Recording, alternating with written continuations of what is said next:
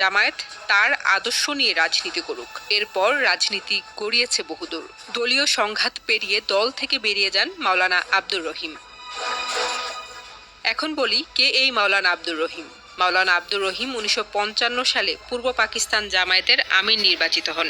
পাকিস্তান আমলে মাওলানা আব্দুর রহিম 13 বছর পূর্ব পাকিস্তানের জামায়াতের আমির ছিলেন। 1970 সালে তিনি নিখিল পাকিস্তানের নায়েবে আমির মনোনীত হন। আর এদিকে পূর্ব পাকিস্তানের আমির হন অধ্যাপক গোলাম আজম। 1971 সালে এই পট পরিবর্তনের ফলে মাওলানা আব্দুর রহিম আর এদেশে আসতে পারেননি। আর তাছাড়া তিনি নায়েবে আমিরের দায়িত্বও পালন করছিলেন। 1974 সালে তিনি পাকিস্তান জামায়াত থেকে ইস্তফা দিয়ে নিজ দেশ বাংলাদেশে ফিরে আসেন ও বাংলাদেশ জামায়াতে যোগ দেন। তখন জামায়াতের ভারপ্রাপ্ত আমির ছিলেন আব্বাস আলী খান।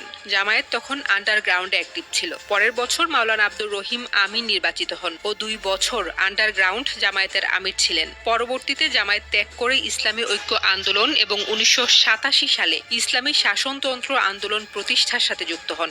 শুরুতেই এটি একটি রাজনৈতিক মোর্চা হলেও পরবর্তীতে তা চরমোনাই পীর ফজলুল করিমের সংগঠনে পরিণত হয়, যার বর্তমান নাম ইসলামী আন্দোলন বাংলাদেশ।